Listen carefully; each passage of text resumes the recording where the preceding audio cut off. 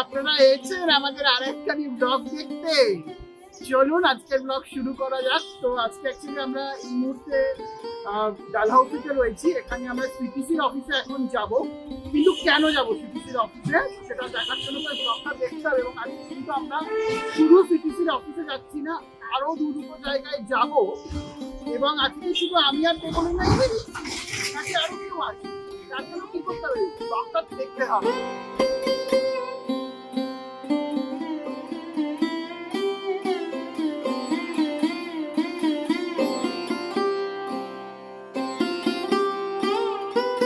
তো আমাদের অলরেডি সিটিসির অফিসে গেছিলাম, সেখানে আমাদের কথা বলা হয়ে গেছে এবং খুব ভালো কিছু জিনিস তোমাদের জন্য ওয়েট করছে। আমি এর চেয়ে বেশি কিছু এখন বলবো না, কারণ তার জন্য আমাদের সোশ্যাল মিডিয়া পেজগুলোতে তোমরা দেখতে থাকো যে সারপ্রাইজটা কি। এবং আমি কিন্তু চাইবো যে তোমরা প্রত্যেকে সেই দিনটায় আসো, ঠিক আছে? আর এতক্ষণ আমরা ছিলাম তারপর মধ্য কলকাতায়, তো তারপর আমরা একটু লাঞ্চ করে এখন চলে এসেছি উত্তর কলকাতাতে। এই মুহূর্তে দাঁড়িয়ে রয়েছে, তোমরা দেখতেই পাচ্ছ জোড়াসাঁকো ঠাকুর বাড়ি। জোড়াসাঁকো ঠাকুর বাড়ি মানে আমাদের রবীন্দ্রনাথ ঠাকুরের বাড়ি। তো বেশি কথা বলবো না, তো চলো তোমরা আমাদের সাথে ব্লগে থাকো।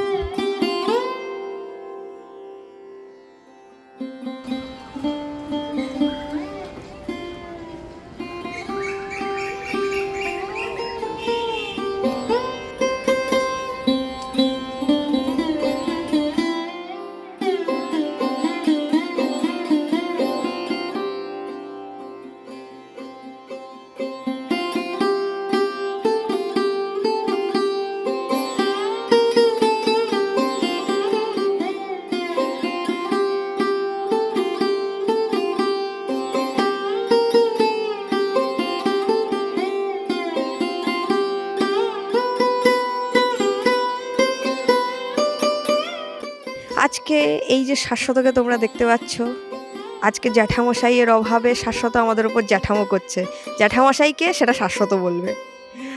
আজকে অ্যাকচুয়ালি জ্যাঠামশাই হচ্ছে সায়কদা, তো সায়কদা আসতে পারেনি, ঠিক আছে? তো আমি কি বলেছিলাম ব্লগের শুরুতে যে আজকে ব্লগে শুধু আমি আছি কিনা, আমি বলেছিলাম আমি আর দেবলিনা আছি, তার সাথে আরও কেউ থাকছে কিনা। তো ইন্ট্রোডিউস করে দিচ্ছি, আমাদের সাথে ব্লগে পরের দিকে জয়েন হয়েছে আজকে অহনদা আর অদিতি ম্যাডাম। এর আগে দেখলেই যে আমরা মধ্য কলকাতা থেকে শুরু করলাম, তারপরে চলে গেলাম উত্তর কলকাতা। এখন রয়েছি আমরা মা ফিরে এলো, যেটা রবীন্দ্র সরোবরে রয়েছে, মানে যেটা হচ্ছে দক্ষিণ কলকাতা। মানে আজকে আমরা কলকাতা পুরো পরিক্রমা করেছি এবং ত্রিকোণ পরিক্রমা করেছি সেই সকাল থেকে, ঠিক আছে?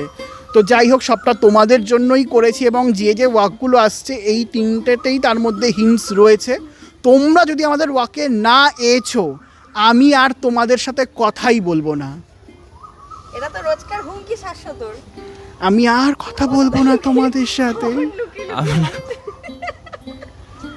না না, হোপফুলি লোকেরা থ্রেট দিতে হবে না লোকেদেরকে আসার জন্য, তারা নিশ্চয়ই নিজের মন থেকেই আসতে চায়, তাই তো?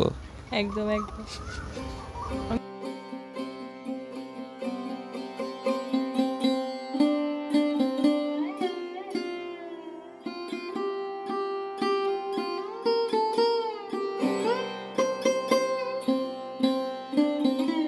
আচ্ছা, আমাদের এখন পুরো যা ট্যালি ফ্যালি করা সব শেষ হয়ে গেছে। এখন আমরা অন্য কাজ করতে একটা জায়গায় এসে বসেছি। তো এখানে এসে বসেই শাশ্বত বলল আমাদের যে ওর অনেক কিছু বলার আছে, অনেক কিছু বক্তব্য আছে, সেইগুলো আমরা আস্তে আস্তে ওর কাছে চলে যাব শুনতে। শাশ্বত, যা বলার বলে দাও। তো প্রথম কথা, হ্যাঁ, যেটা আমার বলার সেটা হচ্ছে যে আমি ক্রসওয়ার্কস বাই ওসিএ কাছে প্রচণ্ড গ্রেটফুল দুটো কারণে এখানে কাজ করতে পারার জন্য। প্রথম কথা হচ্ছে নিজের চেনা শহরটাকে যত দেখছি তত অন্যভাবে জানছি পুরো। এবং আরেকটা বড় কারণ, মাঝখানে লকডাউন, তারপর থেকে আমার পুরো কলেজ পুরো মানে অনলাইনে কেটেছে। এক জায়গায় করি, সেখানেও বাড়ি থেকে করি। তো আমার অ্যাকচুয়ালি বাইরে বেরোনোটা খুব একটা হতো না। তো এখন অ্যাকচুয়ালি বাইরেটাও একটু বেরোনো হয়, মানুষের সাথে ইন্টারাকশনটা হয়, যেটাও খুব দরকার। তো সেই সব কারণে ভালো। এবং আগের মুহূর্তে যেটা তোমাদেরকে আমি বলেছিলাম যে আমি ভীষণ রাগ করব তোমরা রবীন্দ্র সরোবর না এলে, অ্যাকচুয়ালি রবীন্দ্র সরোবরে কিন্তু ক্রসওয়ার্কস বাই ওসিএর কিন্তু আমি মনোনীত প্রার্থী নই। আমাদের মনোনীত প্রার্থীরা হচ্ছেন অহন ঘোষ এবং অদিতি কুণ্ডু। আপনারা রবীন্দ্র সরোবর ওয়াকে ক্রসওয়ার্কস মনোনীত প্রার্থীদেরকে বিপুল রেজিস্ট্রেশনে যুক্ত করে জয়যুক্ত করুন।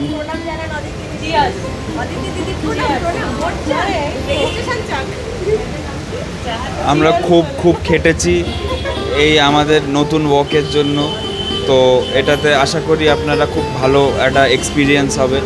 কিছু কিছু লোকের প্রশ্ন হতে পারে যে রবীন্দ্র সরোবর তো আমাদের ঘোরা, এই জায়গাটা তো আমরা জানি কি আছে না আছে।